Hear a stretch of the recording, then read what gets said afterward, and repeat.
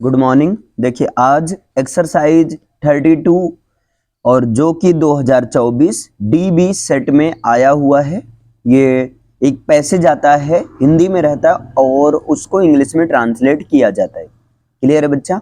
तो देखिए सेंटेंस क्या है, एक एक ट्रांसलेट करते हुए समझते हुए चलते हैं। प्राचीन काल में, तो प्राचीन काल में अगर इस तरह का आ जाए तो इसके लिए आपको यूज करना है इन एंशिएंट टाइम। सीधा आप याद रखो, कभी भी प्राचीन काल की बात आ जाए तो वहां पर आपको एंशिएंट का यूज करना है। क्लियर बच्चा? एंशिएंट टाइम, इन एंशिएंट टाइम कॉमा कर दो, कॉमा लगा दो। अब इसके बाद विक्रमादित्य नाम का एक राजा, अब ये पूरा सब्जेक्ट है। विक्रमादित्य नाम का एक राजा, यानी कि आ किंग नेम्ड विक्रमादित्य, नाम का मतलब नेम्ड हो जाएगा। आ किंग नेम्ड विक्रमादित्य इस देश में राज्य करता था। तो राज्य करना की इंग्लिश जो होगी वो होती रूल।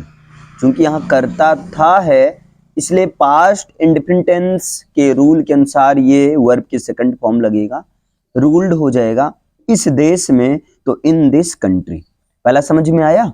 प्राचीन काल में इन एंशिएंट टाइम विक्रमादित्य नाम का एक राजा इस देश में राज्य करता था। तो आ किंग नेम्ड विक्रमादित्य, आ किंग नेम्ड विक्रमादित्य, और यहां पर हो जाएगा रूल्ड, राज्य करना की इंग्लिश रूल, तो रूल्ड इन दिस कंट्री। वह बड़ा न्यायी राजा था।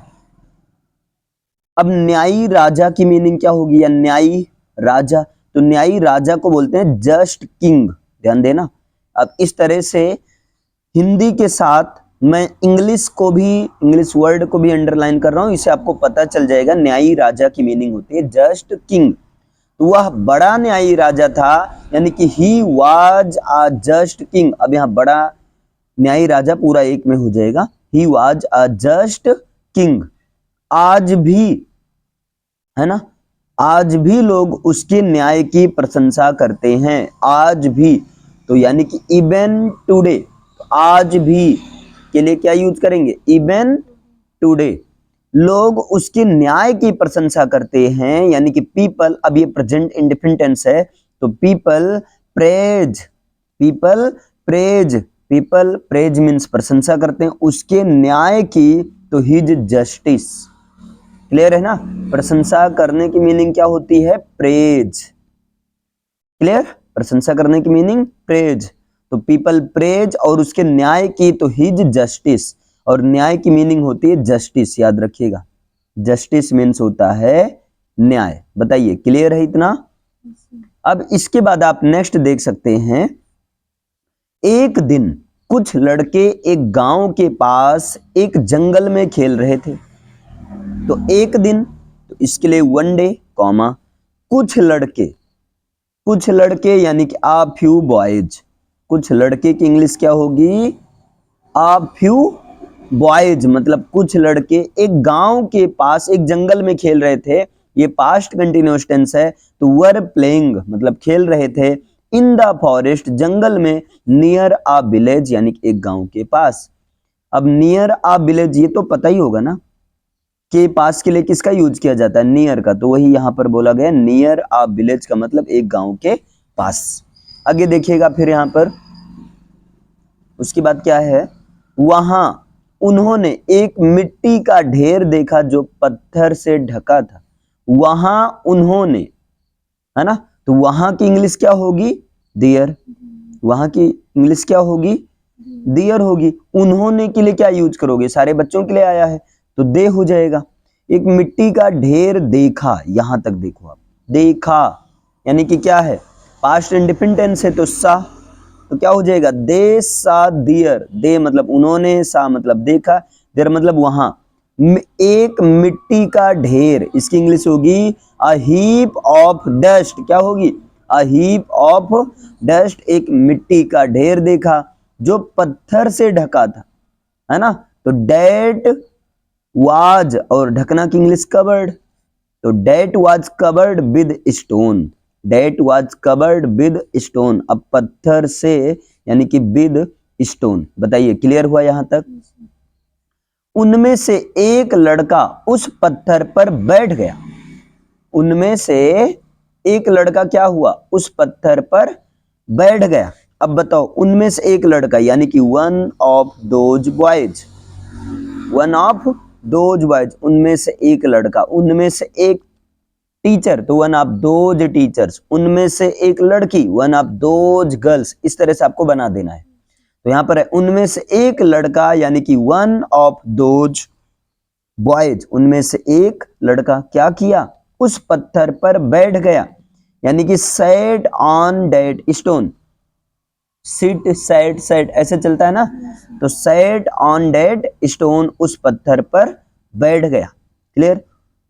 उसने अपने साथियों से कहा, उसने अपने साथियों से कहा, तो क्या हो जाएगा, he said to his friends या his companions।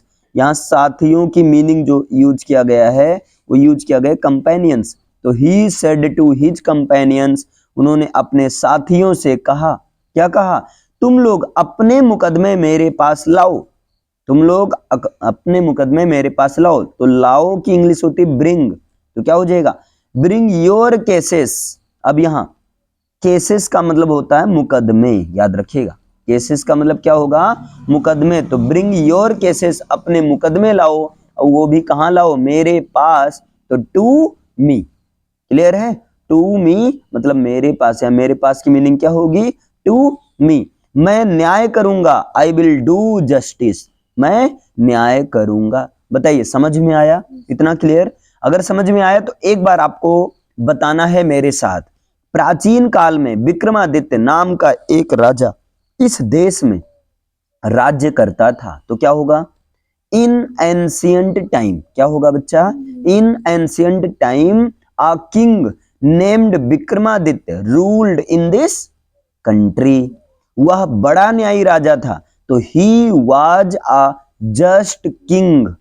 आज भी लोग उसके न्याय की प्रशंसा करते हैं।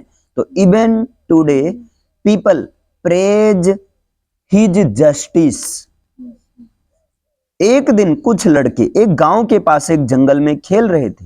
तो one day a few boys were playing in the forest near a village। वहां उन्होंने एक मिट्टी का ढेर देखा जो पत्थर से ढका था।